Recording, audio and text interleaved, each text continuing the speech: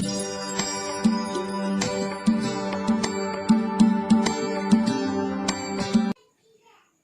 Everyone, welcome to online classes.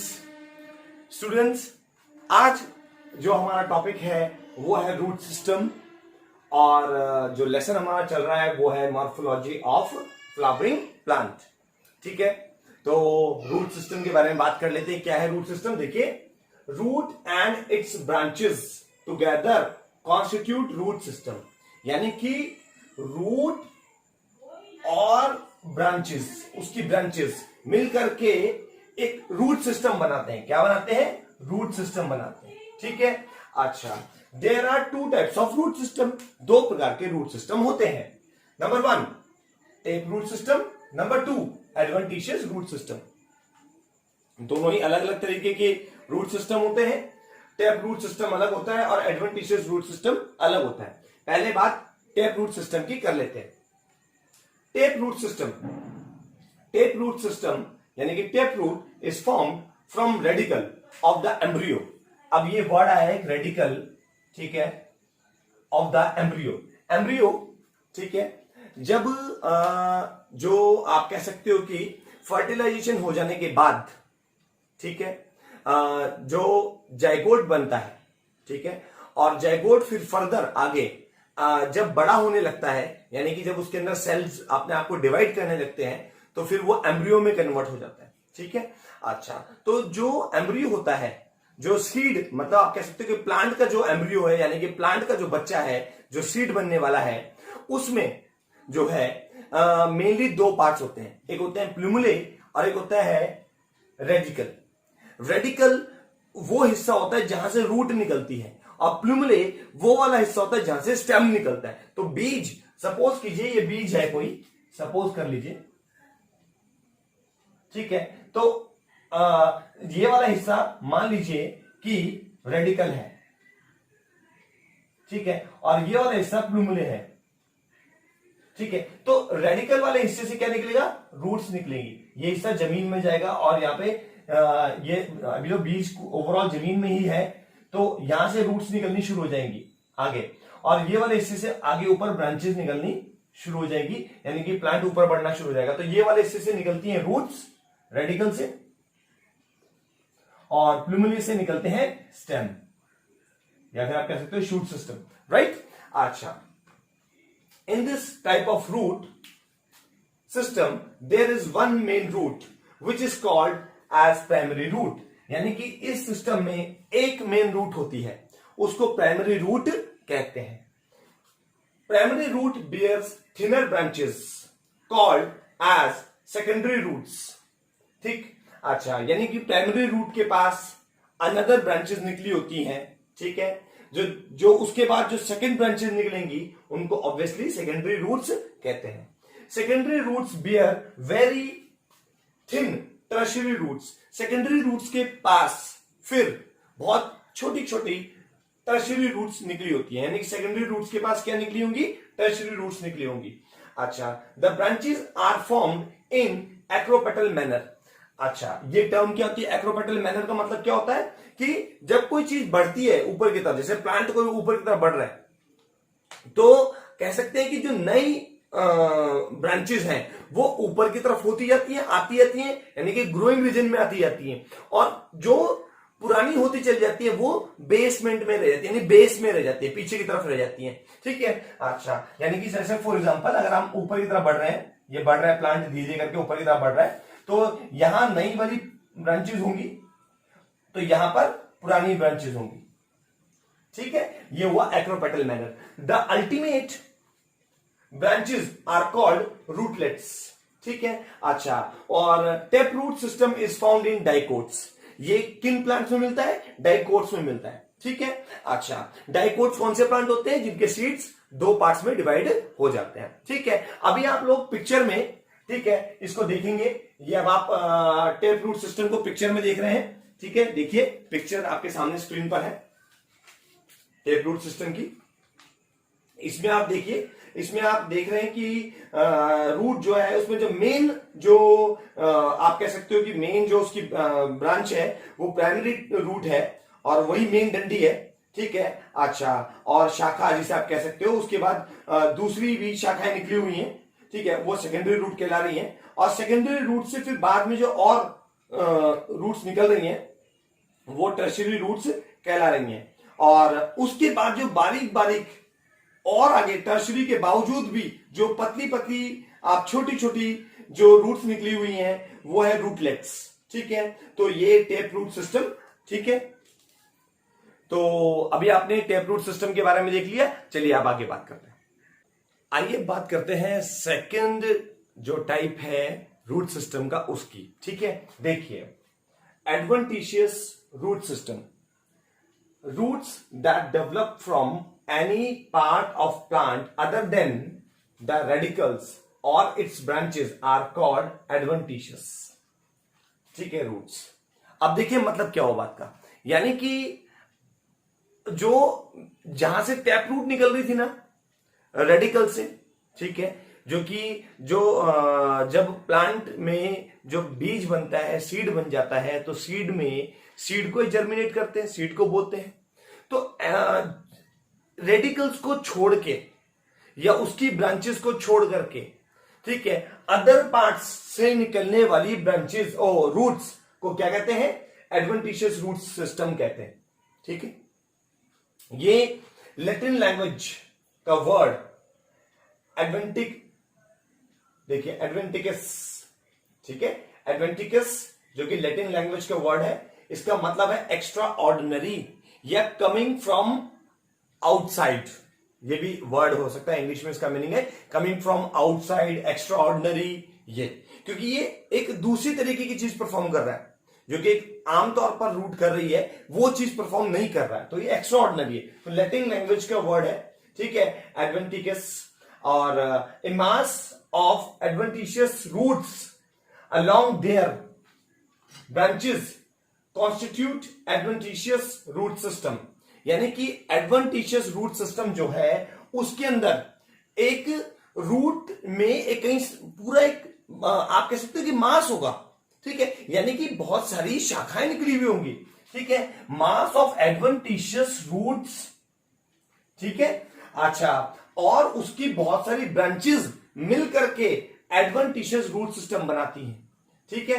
अच्छा, यानी कि कहने का मतलब क्या हुआ, जैसे टैप रूट में क्या था, सिंगल रूट जा रही थी, ठीक है, एक मेन सिंगल रूट जा रही है, ठीक है। अच्छा, इसमें एक सिंगल रूट नहीं होगी, बहुत अलग अलग सारी शाखाएं मिलकर के एक पूरी रूट को बनाएंगी, कहने का मतलब ये है, ठीक है, इसका मतलब ये हुआ इस लाइन का।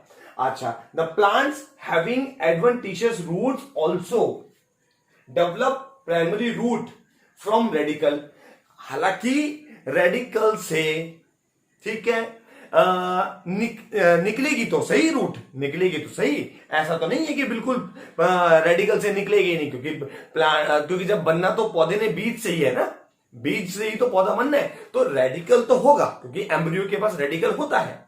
बट कह रहा है कि रेडिकल से जब रूट निकलनी स्टार्ट होगी तो वो एक सिंगल ना जाते हुए, यानी कि एक सिंगल फॉर्म में ना जाते हुए, टैप फॉर्म में ना जाते हुए, थोड़ा सा आगे बढ़ के जैसे ही बाहर निकलेगी और वो अपने आप को फैला लेगी, ठीक है, ये चीज है। अच्छा, तो कहने का मतलब क्या हुआ कि प्राइमरी रूट तो मतलब मेनली रूट तो निकलेगी रेडिकल से ही बाहर, ठीक है, जो कि सीड के अंदर एम्ब्रियो का पार्ट होता है, एम्ब्रियो का पार्ट है रेडिकल, तो रूट ने निकलना तो ऑब्वियसली वहीं से है, रूट तो चाहे टैप रूट हो या एडवेंटिशियस रूट हो, मेन तो निकलना उन्होंने वहीं से है, एम्ब्रियो के रेडिकल पार्ट से। बट जिस तरीके से टैप रूट में आगे चल करके मतलब निकलने के बाद एक लंबी श्रृंखला बनती चली जाती है, एक ही चीज की एक लंबी, आप कह सकते हो कि एक ही शाखा बनती है, सीधा एक ही शाखा, अदर जो निकलती है वो हेल्पिंग होती है, इसमें एक सिंगल नहीं होगी, बहुत सारी होंगी, अभी आप डायग्राम के थ्रू समझिएगा। However it is short lived, तो जो मेन जो शाखा बाहर निकलती है एकदम से वो शॉर्ट लिव्ड होती है, therefore does not produce tap root, मगर ये टैप रूट नहीं बनाती, ठीक है। This root is mostly found in monocot plants, जैसे टैप रूट में तो वो डाइकोट में मिलती है, ये मोनोकोट रूट में मिलती है ज्यादातर। मोनोकोट रूट कौन सी होती है, मोनोकोट प्लांट्स कौन से होते हैं, मोनोकोट प्लांट्स वो होते हैं जिनमें सीड जो है वो सिंगल रहता है, डिवाइड नहीं होता। ठीक है, अच्छा जैसे वीट हो गया, ठीक है, राइस हो गया। अच्छा ये आपका मोनोकॉट प्लांट्स है। एनीवेज क्या, अब आप अपनी स्क्रीन पर एडवेंटिशियस रूट्स को देख लीजिए, इसका डायग्राम देख लीजिए। अब आपको सारी बातें क्लियर हो जाएंगी। हो सकता है डेफिनेशन में कुछ चीजें रह गई हो, तो आपको क्लियर समझ में आएगी कि देखिए जहां पे लिखा हुआ है मास ऑफ एडवेंटिशियस रूट्स, ठीक है ना, तो आप देखिए यहां पर बहुत सारी, कई सारी एडवेंटिशियस रूट्स मिलकर के एक सिंगल एडवेंटिशियस रूट बना रही है। ठीक है, बहुत सारी शाखाएं निकली हुई हैं, जहां से जमीन से रूट शुरू हो रही है वहीं से एकदम से शाखाएं शुरू हो जाती हैं। ठीक है, अच्छा हालांकि जैसे ही जमीन में शाखाएं निकलनी शुरू होती हैं तो उस छोटे से रीजन को आप जो है कह सकते हो कि ये प्राइमरी रूट है, बट वो ज्यादा लंबी नहीं होती, वो शॉर्ट लिव्ड होती है, और उसके बाद ही बहुत सारी शाखाएं निकल जाती हैं, बहुत सारी एडवेंटिशियस रूट्स बन जाती हैं, और वो सब मिल करके उनको हम मास ऑफ एडवेंटिशियस रूट्स कहते हैं। ठीक है, और वो सिंगल रूट बना रही है। अब आपको डायग्राम से क्लियर हो गई होगी बात। ठीक है, चलिए क्या, तो अब आपने एडवेंटिशियस रूट्स के बारे में भी देख लिया, चलिए बात को आगे बढ़ाते हैं। तो आगे टॉपिक को बढ़ाते हैं और देखिए आगे टॉपिक क्या है, मॉडिफिकेशंस ऑफ टैप रूट्स। ठीक है, मॉडिफिकेशन का मतलब ही क्या होता है कि भाई कुछ परिवर्तन, कुछ बदलाव करना।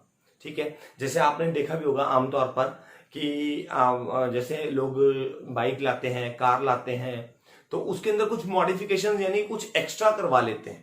ठीक है, कुछ बदलाव करा लेते हैं। ठीक है, कई बार उन लोगों को जरूरत होती है और कई बार शौकिया तौर पर करा लेते हैं। ठीक है, जैसे फॉर एग्जांपल बाइक हम लोग लेकर के आए, उसके अंदर हमने क्योंकि हमें डिग्गी की नीड है, क्योंकि सामान रखने की प्रॉब्लम होती है बाइक में, तो हमने साइड में डिग्गी लगवा ली, तो दिस इज कॉल्ड मॉडिफिकेशन। तो ऐसे ही सेम प्लांट्स भी करते हैं, मगर अपनी जरूरत के हिसाब से, यानी कि जब उन्हें जरूरत है तो करेंगे। प्लांट्स में कोई शौकिया तौर पर होने का कोई मतलब नहीं बनता।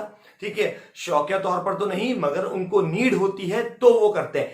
इसको एक्चुअली में वेरिएशन कहेंगे, कि प्लांट्स अपने अंदर वेरिएशन लाते हैं। वेरिएशन का मतलब होता है बदलाव लेकर के आना। तो आइए देखते हैं, sometimes the normal tap roots undergo modifications in order to perform additional functions like storage of food, respiration, nitrogen fixation, etc. कई बार ऐसा होता है कि जो नॉर्मल टैप रूट है वो अपने अंदर कुछ बदलाव लेके आ जाती है ताकि वो कुछ स्पेशल फंक्शंस परफॉर्म कर सके, जैसे कि स्टोरेज करना, फूड को स्टोर कर लेना अपने अंदर, यहां तक कि रेस्पिरेशन करना और नाइट्रोजन फिक्सेशन करना, जिससे कि प्लांट को जमीन से नाइट्रोजन मिलती रहे। ठीक है, अच्छा variations in form and structure of root take place so as to perform extra functions. इसमें रूट अपने अंदर वेरिएशन लाती है, जिसके अंदर उसका स्ट्रक्चर और उसके अंदर बदलाव आ जाता है, उसकी बनावट के अंदर बदलाव आ जाता है। ठीक है, अच्छा जिस वजह से वो एक्स्ट्रा फंक्शन परफॉर्म कर पाती है। Some common tap root modifications are given here. यहां पर हमने कुछ कॉमन टैप रूट्स के अंदर होने वाली मॉडिफिकेशंस को डिस्कस किया है। देखिए बाप, फर्स्ट हम लोग ले रहे हैं जो पहला टैप रूट मॉडिफिकेशन है वो है fleshy tap roots. Fleshy, fleshy शब्द का मतलब है फूला हुआ। ठीक है, in fleshy tap roots the roots become fleshy due to storage of food material. यानी कि जो टैप रूट्स में मॉडिफिकेशन होता है ये अपने आप को फुला लेती है। ठीक है, अच्छा क्यों? क्योंकि इन्होंने फूड को स्टोर करना होता है, स्टोरेज ऑफ फूड मटेरियल, अपने अंदर फूड मटेरियल को स्टोर करना है। Fleshy tap roots are of many types. Fleshy tap roots भी कई तरीके की होती हैं। ये मेनली 3 टाइप की होती हैं। ए कोनिकल फ्लैशी टैप रूट्स, जो कि एग्जांपल आपको कैरेट में मिलेगा, और फ्यूजी इसका हाथों हाथ आप चित्र डायग्राम देख लीजिए। ठीक है, डायग्राम को हाथों हाथ देख लीजिए। ठीक है, आप कोनिकल का डायग्राम देख रहे हैं, तो कोनिकल फ्लैशी टैप रूट जो कि एग्जांपल कैरेट है, और इसके अंदर हम देख रहे हैं कि इसके अंदर एक्चुअली में कोन शेप होती है। ठीक है, इसमें कोन शेप बन जाती है, और ये ऊपर अपर साइड इसका जो बेस है वो तो इसका ब्रॉड होता है, और जो इसका एपेक्स है, ठीक है, वहां से ये एक तरीके से नोकीली शेप बना लेती है। तो ये कोन की शेप बनाती है, कोन की शेप, इसीलिए इसको कोनिकल फ्लैशी टैप रूट्स कह रहे हैं। अभी आप अगला देखते चलिए, ठीक है। उसके बाद आप आगे देख रहे हैं फ्यूजी फ्लैशी टैप रूट्स, ठीक है। अब फ्यूजी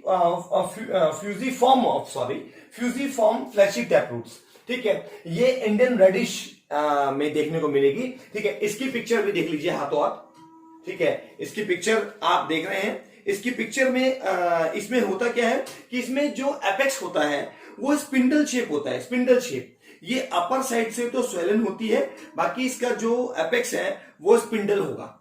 स्पिंडल माने नुकीला कांटानुमा, ठीक है। अच्छा, तो उसके बाद नेक्स्ट आप देख लीजिए थर्ड फ्लैशी टैप रूट्स का जो थर्ड टाइप है वो है napiform fleshy tap roots. इसके एग्जांपल है टर्निप और बीट रूट। इस केस में जो बेसमेंट और एपेक्स, बेसमेंट से भी पतला और एपेक्स से भी पतला, बाकी बीच का जो फॉर्म है, ठीक है, वो जो है फूला हुआ स्वेलन पार्ट होता है। तो बीच का फूला हुआ, ऊपर भी पतलापन और नीचे भी पतलापन, इस तरीके की शेप दिखेगी। आइए डायग्राम से देख लीजिए, पिक्चर को देख लीजिए आप, ठीक है।